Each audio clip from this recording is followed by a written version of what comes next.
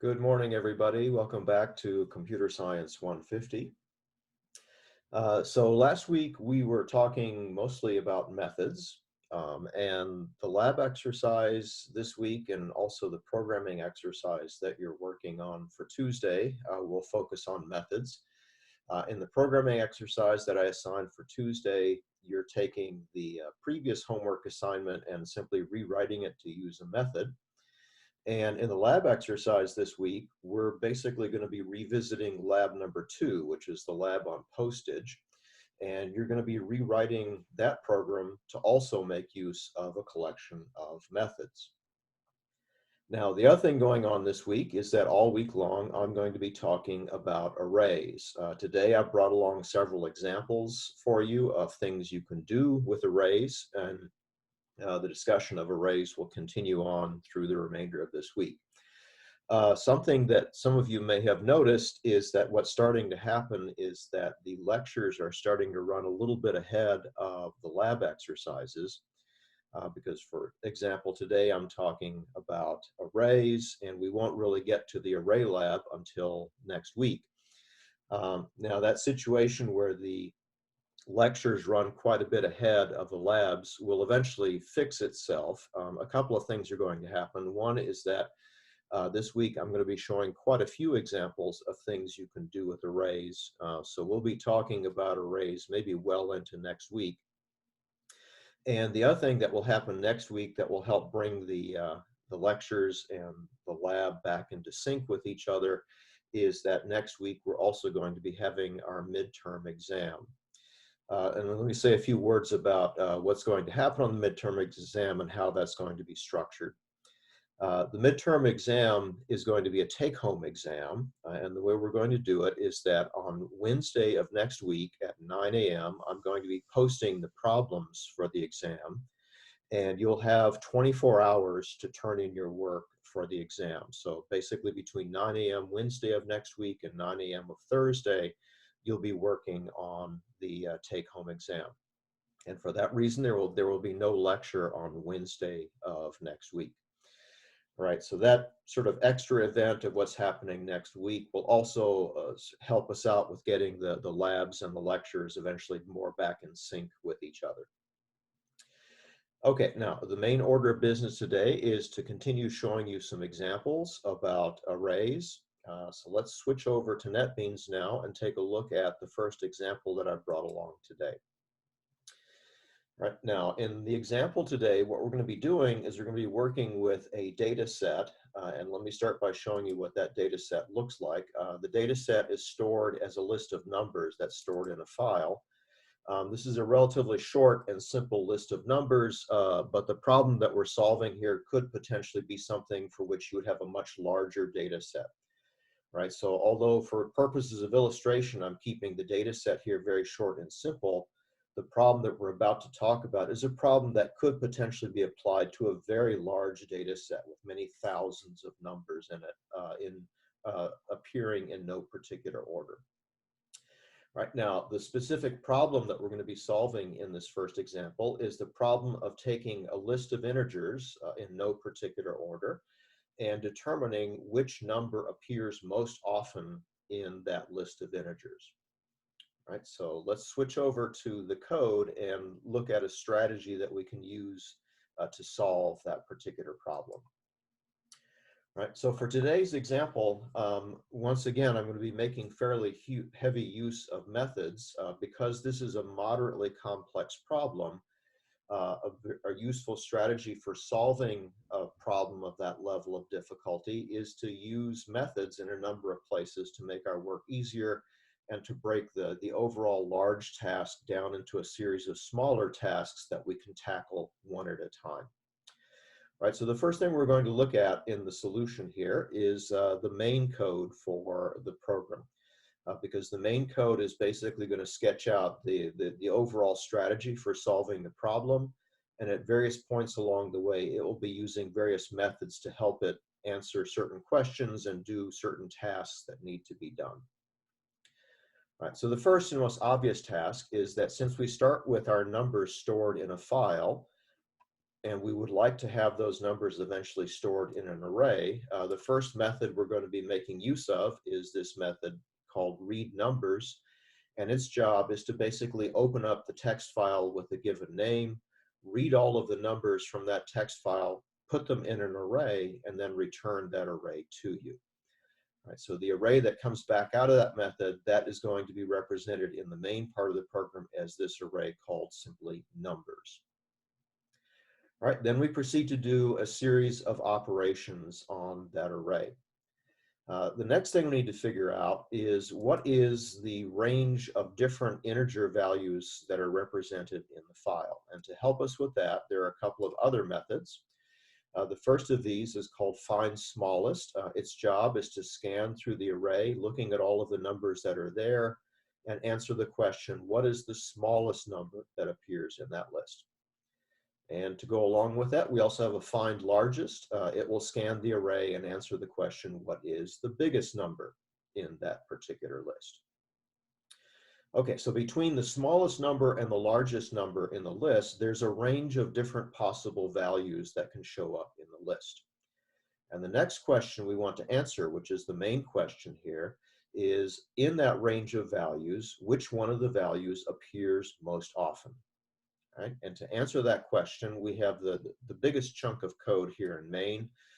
This chunk of code here is responsible for figuring out which number appears most often. Right? Now, to do the job, first we set up a couple of variables. One variable is used to store which number has appeared most often so far. That's the most common number. And the second variable that goes along with that tells us how many times that particular number has appeared. All right, so now at the start, before we have seen any of the numbers in the list, the greatest count that we've seen so far is 0, and I arbitrarily also set the most common number to be 0 as well. All right, then the main work in the logic here is a loop that basically scans through all the possible values that could appear in the list. And then for each possible value that could show up in the list, the key question we want to ask is how many times does that particular value show up in the list? And again, we use a helper method to answer that question. Here, there's a method called count number. The way it works is if you give it the entire list of numbers you're working with and one particular number that you're interested in, it will answer the question, how many times does that particular number appear within that list? Right? And then once we have an answer to that question, the only thing left to do is to compare that count with the biggest count we've seen so far. And if we come across a number whose number of repetitions is greater than the greatest I've seen so far, we record that as the new winner. This now gets to be the new most common number, and we also remember how many times that thing appeared because that is now the new greatest count in the list. Right? And when the loop is done, and as soon as we've had a chance to look at every possible number in the list, we can then report our results. And there's a couple of print statements at the bottom that print out what the most common number is and how many times it shows up in the list. All right, and so a quick check here. Let's go ahead and run the program and see what answer it gives us for this particular set here. It comes back and tells us that the number 3 appears most often in the list. It appears a total of 4 times. And we can confirm that by going and taking a look at the list again. If you just simply go down the list and count how many 3s that are there, here's 1, 2, 3, 4 repetitions of 3. And in fact, that is the number that appears most often in this particular short list. All right, and of course, once we've set up the basic algorithm to solve the problem, it doesn't really matter how large the list is. We could then run this same program on a list with literally thousands and thousands of numbers in it, and we could have some confidence that it would report the correct answer in that case as well. Okay, so in a minute, I'm going to go and take a look at the individual methods that we need to build this solution. But first, let me pause and ask if anybody has any questions about what's going on here in the main part of the code.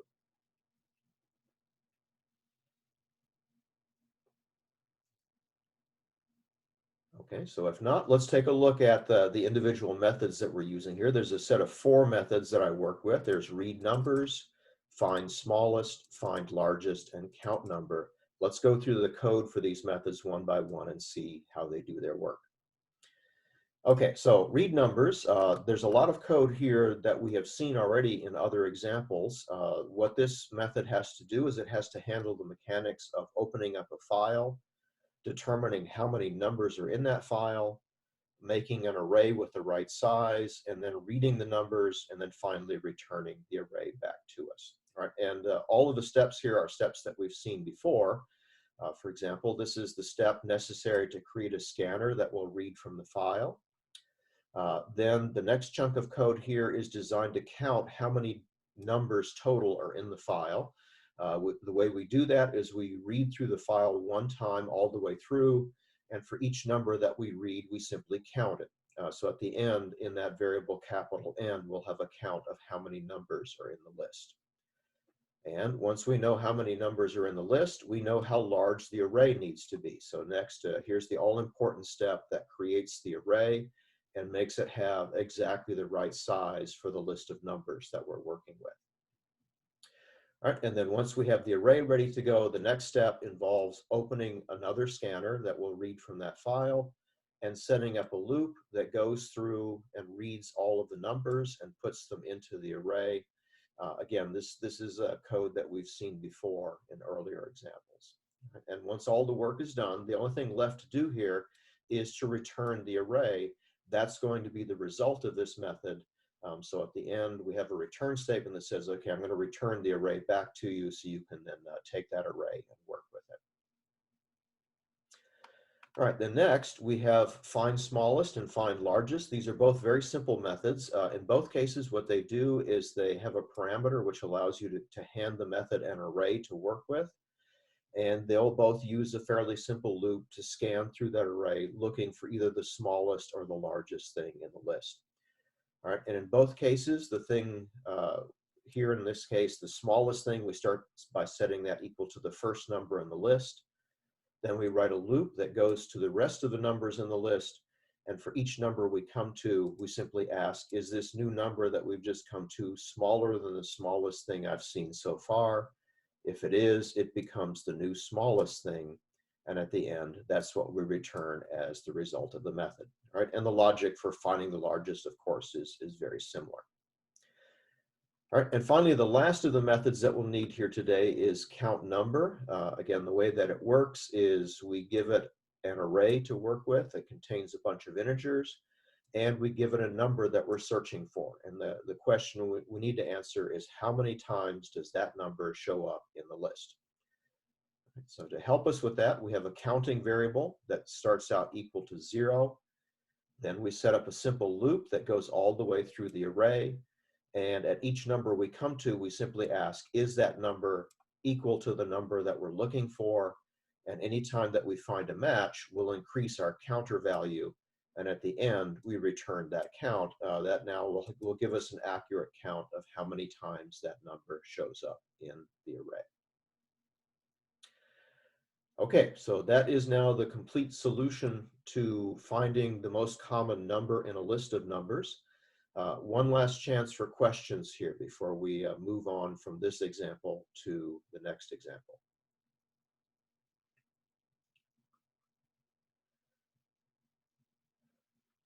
Okay, now in the next example, we're going to be focusing on a very important task in data processing, and that is the task of sorting.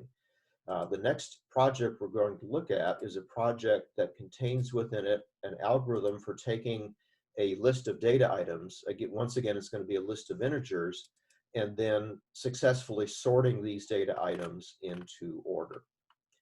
All right, and to help us do this work, in this example, we're going to be looking at the code for a method. It's called the selection sort method. And the way that it works is you'll hand it an array of integers, and it will go to work on that array of integers, reorganizing them so that the integers are listed in sorted order from the smallest integer up to the largest integer. Okay, now rather than diving directly into the code for this algorithm, the thing that I want to do next is I want to give you a little visual representation of how this algorithm works. And for that purpose, I don't have an animation prepared, but this is a kind of thing that you can easily find on the internet. So let me just do a quick sort and find you a video that animates the operation of selection sort. So there's lots of examples of these sorts of things lying around on the internet. For example, you can find a video on YouTube that shows how this process works.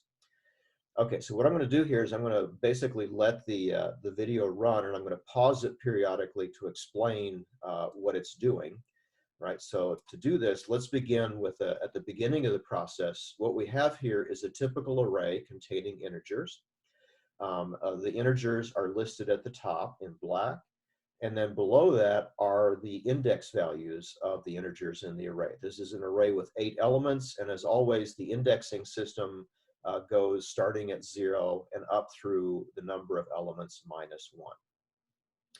All right, so here is an overview of how the selection sort algorithm is going to work. As the algorithm proceeds, what's going to happen is it's gradually going to be reorganizing the numbers in the list so that at any point along the way, we have the list separated into 2 sections. And let me jump ahead a little bit in the animation to a later stage. Let's go to a little further into the process. So here is somewhat later in the process. And what happens as the algorithm runs and it starts to organize the numbers in the list is you end up with the lists separated into 2 sections. The first section, which is illustrated here in blue, is what's known as the sorted portion of the array. And the remaining numbers that are shown in black, that's what's called the unsorted portion of the array. And what's going to happen here is as the algorithm runs, it's going to go through a series of stages. And in each stage, what's going to happen is that the sorted portion of the array is going to grow by 1 number, and the unsorted portion is going to shrink by 1 number, until eventually the sorted portion covers the entire array. And at that point, we have successfully sorted all of the numbers in the list. All right, but at the very beginning of the process, before we've done anything, there is no sorted portion of the array. There's only unsorted portions. So at start, we have the array looking like this, with all of the numbers in the unsorted part, and then none of the numbers in the sorted part. Okay, so now, as I said a minute ago, this array basically does a series of stages. And what happens in each one of these stages is that we're going to scan across the list looking for the smallest number that we can find. Right? So in the animation, you'll see that process run, and the process will be basically scanning across the numbers, and each time it finds a smaller number, it will highlight that. So, and again, the only thing the animation shows here is it shows it discovering the smallest number in a given pass. And then once the pass has gone all the way through and looked all of the numbers, the smallest number that it found on that pass will be highlighted in red. Right now, once that pass is complete and we have found the smallest available number, the next thing we're going to do is we're going to make that number trade places with something else. Specifically, what we're going to do is we're going to make that number trade places with the first number in the unsorted part of the array. So if I let the video run a little bit further here, so here's where that swap is about to take place. All right, so we've identified the smallest number. We've also highlighted the number at the beginning of the unsorted part of the array, and those 2 things are about to trade places with each other. All right, so after they trade places, what happens is we now have moved 1 number over from the unsorted portion to the sorted portion. So now the sorted portion consists of just this single blue number, and we're ready for the next round. Right, so again, in the next round, what we'll do is we'll run a scan through the remaining unsorted numbers, looking for the smallest number we can find. Once we find it, we'll highlight it, and then eventually make it trade places with this first number, the 97. All right, so there it is, finding the smallest number. It swaps. And now, once again, the sorted portion has grown by 1 number, and the unsorted portion has shrunk by 1 number. Right, so once you get a sense for how typical round works, I'll just let the algorithm continue and show you on each round, finding the smallest remaining number, making it trade places with something else, and then over a series of rounds, the sorted portion grows, the unsorted portion shrinks, and eventually when we get to the end of the process, the entire array has been completely sorted. Oops. All right, so that is, again, in a nutshell, how selection sort works. It's a series of passes, and on each pass, we locate the smallest available number, we make it trade places with something else, and then we go for more passes until eventually the sorted portion takes over the entire array and covers the entire thing. All right, so at the end of the process, we end up with essentially this. Okay, so any questions about how the algorithm itself actually operates? Okay, well, if not, let's switch back to the code and take a look how you actually implement all of this in code. Okay, now again, since I described this to you as a process that takes a series of rounds, and on each round we have to do a searching process, this is going to have to be implemented as a pair of nested loops. There is an outer loop that basically takes us through the individual rounds in the process. And there is an inner loop that will take us through each individual round. Right? And most of the code here is the code for doing one of the rounds in the process. And that code covers most of the code that we see here. Okay, so what's going to happen here in a typical pass is we're going to be scanning through a portion of the array looking for the smallest number that we can find. Now, the important thing to notice about that scan is each time we do that scan, it does not start from the beginning of the list. Instead, it starts from the beginning of the unsorted part of the list. All right, and in this logic here, the loop variable I that drives the outer loop, that also marks the dividing point between the sorted part and the unsorted part. Right, so in a typical round, the sorted part of the array will run from location 0 up through I minus 1, and the unsorted part will go from location I all the way up to the end of the list. Right, so when we go looking for the smallest number in the unsorted portion, the first number we pay attention to is the first number in the unsorted part of the array, and that's the number sitting at location I. Right, and since that's the only number we've seen so far in our scan, that gets to be the smallest number we've seen so far. And we also will have a second variable to keep track of where that smallest number was located.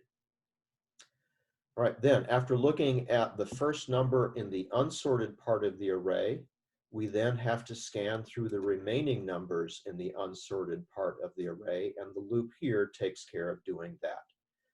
And at each new number we come to, we simply compare it with the smallest we've seen so far.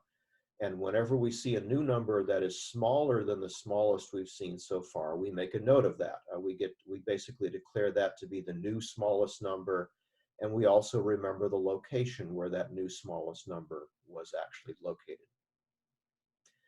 All right, and then finally, when the scan completes and we've had a chance to look at every number in the unsorted part of the array, the last step is always to do a swap to make a couple of things trade places, right? And the code for doing the swap here is located here. And the reason there's an if statement is we, first of all, need to determine if a swap is necessary, because sometimes what will happen is the number that needs to get moved is the number that was already sitting at the beginning of the unsorted part of the array at location I. So the first question we ask is, this variable will tell us where the smallest number is, and if it's not in location I, those two things will need to trade places. All right, and to make them trade places, we have a couple of statements here. One of them basically takes the number that used to sit in location I, and it moves it over to where the smallest number was, and the second statement takes the smallest number and puts it into location I. After we've done those two things, we'll end up having those two things trade places with each other, and that's the end of one pass. All right, and then finally, the outer loop does as many passes as are necessary to completely process the list, and when the outer loop is done running, we have completely sorted the numbers, and then they're now correctly sorted into ascending order. Okay, so again, let's pause here and ask if anybody has any questions about what's going on in the code for selection sort.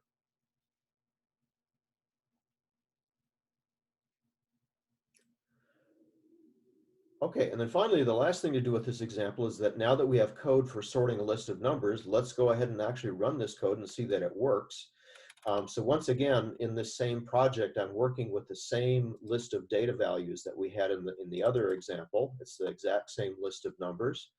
You can see that in the original file, these numbers were in no particular order. But what the program will now be able to do is it will read those numbers, sort them, and then print them out, and you'll see that the numbers come out in the correct order. All right, so in the main part of the code here, I'm using the same read numbers method that we had in the previous example. It will read the numbers from the list, put them in an array, and return that array to us. We then pass that array to the selection sort method. It does the work of actually sorting the numbers. And then to confirm that they've been successfully sorted, we're just going to go through all the numbers in the array and print them one by one. So when the program runs, we can verify that the numbers come out in sorted order. All right, so if I go ahead and run this and look at the output pane, we can confirm that the numbers are being successfully sorted. Okay, so there we go, and they look nicely sorted. Selection sort has done its work, and it's put the numbers in the array into increasing order the way that we want. Okay, any questions about this example here? I have a quick question. I'm sorry, I have my volume turned down a little bit. Could you repeat that question? Yeah, I see that the program does handle that they're like two of a number, but like can you just explain like how? Like there's like 4 threes in the file and they get ordered. So I was just curious like why isn't it messing something up, I guess? I don't know. Yeah, and that's a very important question to ask, because in the video example we just looked at, in that example, none of the numbers were repeated, so that's not an issue we had to deal with.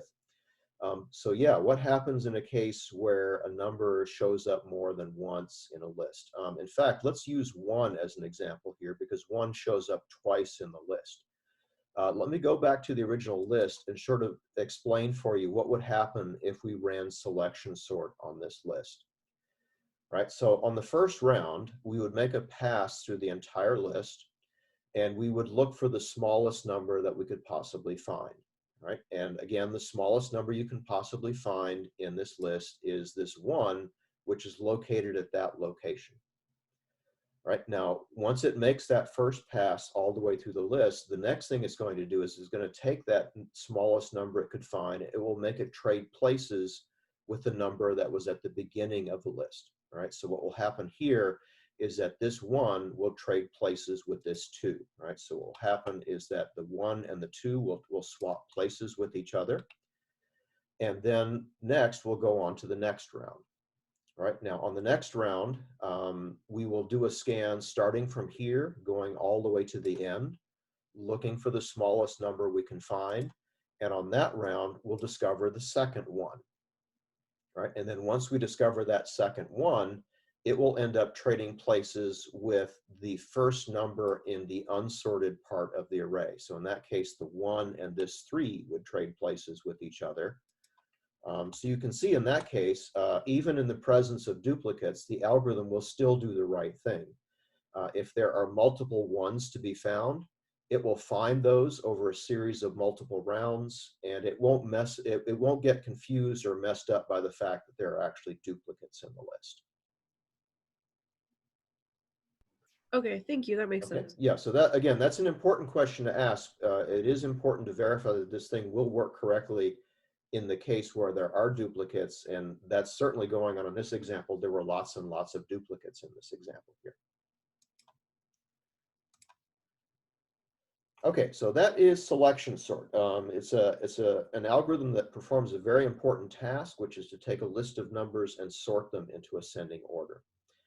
Right now, the next thing to say about this is that once you have access to an algorithm that solves the sorting problem, you can also use that as a way to potentially approach other problems in a different way. In fact, let's go back to the problem that I was talking about at the beginning of the lecture today. In the original problem, the problem was that we had a list of numbers in no particular order, and we wanted to answer the question, which number appears most often? All right, well, in the original list with the numbers in no particular order, about the only way to answer that question is a very painstaking and systematic process where we go through every possible number in the file and we count how many times it shows up, and then we simply look for the winner in that counting process.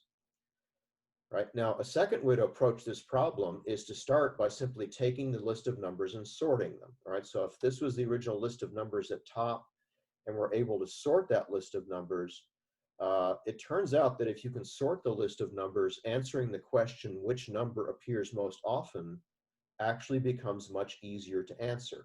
Right? And you can get a sense for that by just looking at the results of sorting the list of numbers. Right? Because one of the things you'll notice is if you take a list of numbers that has duplicates in it and you sort that list of numbers, what will tend to happen is the duplicates will really jump out at you, because what happens in the presence of duplicates is that these duplicates form what are called runs. Right? So here we have a run of 2 ones. Following that, there's a run of a couple of 2s. Below that, there's a run of 4 3s in a row, and then 2 4s and 2 5s. And especially when you sort the list of numbers, the runs really jump out at you because you can see these clusters of repeated numbers. And another thing that sort of jumps out at you is that if one cluster of repeated numbers is obviously longer than any of the other clusters, that will also jump out at you really visually. So here, just by very quickly looking at the sorted list of numbers, you can very easily see that the longest cluster here is that cluster of 4 repeated 3s. Right? So what this demonstrates is that if you have the capability of sorting a list of numbers, it can potentially make certain tasks much easier to do. Right? So if your job is to answer the question, which number gets repeated most often, if you can sort the list first, the answer to the question almost literally jumps out at you, especially if you're looking at it visually. Right. So what this demonstrates is that for many problems, taking whatever data you have in the first place and sorting it as a first step is a very useful first step towards solving the problem much more simply. Okay, now what I want to show you next is I'm going to show you an example of a program that once again can answer the most common number question. And the way it will do it is by first sorting the list of numbers and then processing the sorted list to answer the question, which number appears most often. Let's take a look at that code and see how it uses both sorting and another special algorithm to answer the question at hand. All right, so here is the final example program we're going to look at today. And in this example program, the strategy we're going to use is we're going to read the numbers from the file, we're going to immediately sort the numbers, and then I'm going to use a specialized algorithm to answer the question, which number appears most often. All right, and here we're going to take full advantage of the fact that the numbers are sorted to answer that question in a fairly direct and a fairly simple way. Okay, and as you can see here, the code that answers the question is relatively short. It's not very complicated, and it features only a few very simple ideas. All right, so first off, since we're looking for the most common number, as before, we're going to need a couple of variables to keep track of that. We're going to need to have one variable that answers the question, which number appeared most often. And we're going to need a second number to answer the question, how many times did it appear? All right, and the way we're going to initialize these two variables is we're going to take the first number in the list as our first number to look at. Before we've seen any other numbers, we'll declare that to be our most common number. and we'll record the fact that we've seen that most common number exactly one time. All right, now after setting up those variables, the next step is to run a simple scan through the remaining numbers in the list. All right, so for that, we have a simple for loop that starts at location 1, and it runs up through all of the numbers in the list. It's going to look at each of these numbers one at a time, and as it goes along, it's going to be looking for runs, and whenever it finds a run, it's going to ask, is this the longest run that we've seen so far? Okay, now here is the logic for looking for a run. Before we take a closer look at the code, let's go back and look at the sorted numbers in the list down here and see how this might work in practice. Right, so to start with, we started out with the number 1, and we recorded the fact that it is the most common number we've seen so far, and we've seen it exactly once. Now, when we go to the next number, the first question to ask about it is this number participating in a run? And the way to answer that question is to compare the next number with the numbers that came before it. Right, so in this case, if we go to the next number and we also go one number back from that, we can look at those two things and say, oh, this looks like a run. This looks like a run of two numbers where the number 1 has been repeated twice. And if the length of that run is longer than the longest run we've seen so far, we say, hey, we've got a new winner. We have a new instance where this looks like a run of 2. Right, so now we record the fact that we've discovered a run of length 2, and it involves the number 1. All right, then next we go on to the next number. The next question we ask about the next number is, does it look like it's participating in a run? And to do that, we compare that number with the number that came before it. And since they're different, looks like, oh, there's no run here, there's nothing interesting. Let's go on to the next number. All right, so next we go to 2, and we compare 2 with the number that comes before it and ask, does that look like a run? And the answer is yes, but this is nothing new because we've already seen a run of length 2. If we see another run of length 2, there's nothing really interesting going on there. So let's push our luck a little bit here and try for a run of length 3. For that, what we would do is we would compare this 2 and a number that's a couple of spaces back and see if they're the same. Now, if they're the same, that means we would have a run of length 3, which would be a new winner, right? Well, so far, no good, no new winner. So let's go on to the 3. All right, so next, the next number is the 3. If you compare it with the number right before it, nothing interesting, no run there. All right, next we go to this 3. And if you compare it with this number and the number before it, that looks interesting. But since we have already seen a run of length 2, that's not exciting. Let's try for a run of length 3. And for that, let's go back a couple of numbers. Sorry, no winner because this 3 and this 2 are different. There is no run of length 3 here. All right, well, if we go on to the next number, again, we're trying to hit a run of length 3. So let's go back a couple of spaces from there and see if we've got ourselves a run. Well, now we do. If you compare this number with a number that came 2 spaces before it, we now have discovered a run of length 3. So now we have a new winner. The new winner is 3. We've seen that it's repeated 3 times in a row so far. All right, so now the longest run we've seen is a run of length 3. If we're going to find anything to beat that, it would have to be a run of length 4. All right, so we go to the next available number and we ask, is there any chance that this guy is participating in a run of length 4? To do that, what I would do is I would compare this number with a number that is 3 spaces back. And if they're the same, hey, that's a new longer run. We now have discovered a run of length 4. All right, so that's how this algorithm discovers runs. For each number it comes to, it compares that new number with a number that's a certain number of spaces behind it. And if they're the same, that means that we've discovered a new run with a new length. All right, so Quinn, you've got a question here? Yeah, so say there wasn't the 3s that was a run of 4, and then the longest run was a run of 2, but there were multiple numbers that had a run of 2. Would it, I guess since it doesn't think anything of it, if it's the same length, would it just output the first run of 2 that it came to? Okay, or would it say all of them? yeah, so again, what it's doing is, first of all, it's keeping track of the longest run it's seen so far. So maybe earlier in the process, at the beginning, the longest run we had seen was a run of length 2. So one of the things it says is, hey, if I'm going to beat that run of length 2, I need to look for a run of length 3. So what it will do is, for each new number it comes to, it will ask, is this thing participating in a run of length 3? So when it comes to a new number, it will go look at that number and then 2 spaces back and ask, does this look like a run of length 3? In this case, it would say no, because the 2 at this end and the 1 at this end look different. That's not a run of length 3.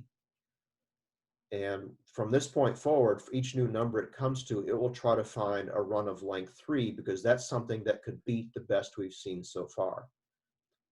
All right, so when you come to this 2, you try for a run of length 3. That's not going to work. When you come to this 3, you try for a run of length 3. That doesn't work. And you keep repeating that until eventually you do successfully find a run of length 3. When you get to this 3 and you look a couple of spaces behind it, you'll see that they're the same, which means that we now have a winner. The previous winner was a run of length 2. And if you're going to beat that, you need a run of length 3, and we've just found one. But I think like if there wasn't a one of length 3, so like if the longest run in our set was length 2 and there were multiple numbers who appeared twice, like what would it tell us was the most common?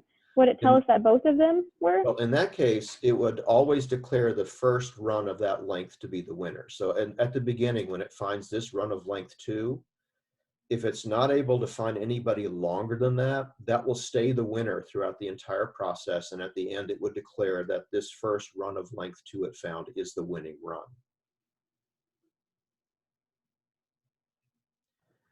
Thank you, that makes sense.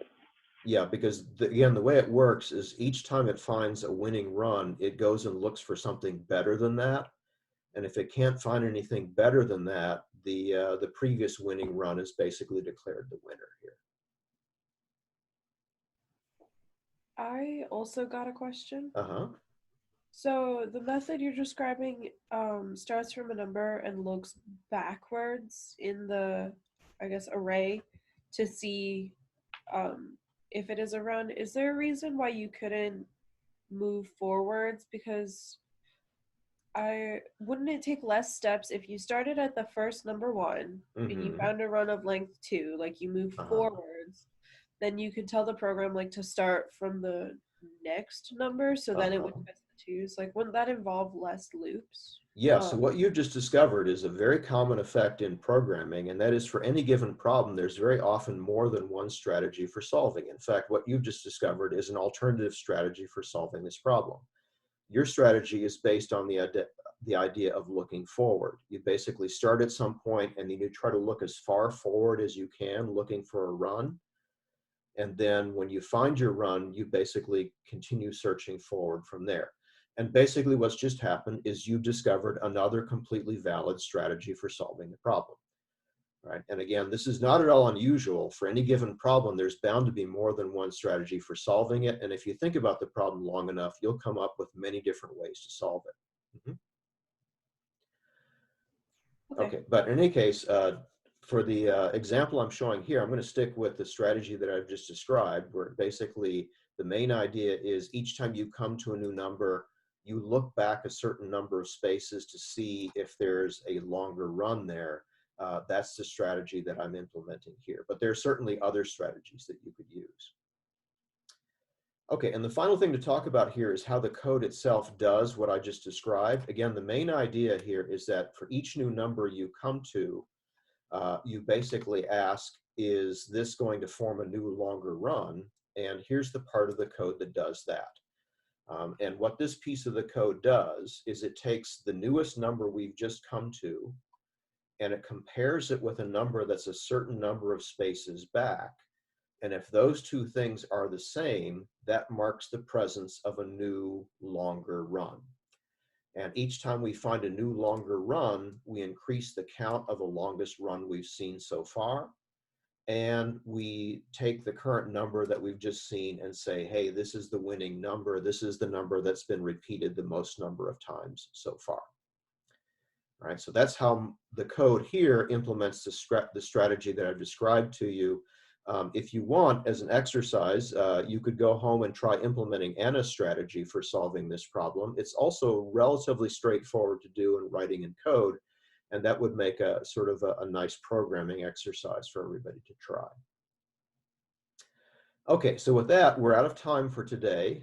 What's going to happen later in the week is we're going to continue having more and more examples of algorithms involving arrays and logic working with arrays, and that process will continue through most of the rest of the week. All right, and again, in the lab exercise this week, we are working on methods, working on writing methods. So I'll see everybody back for the lab exercise later in the week. We'll work on that. All right, so have a good day until then. We'll see everybody later.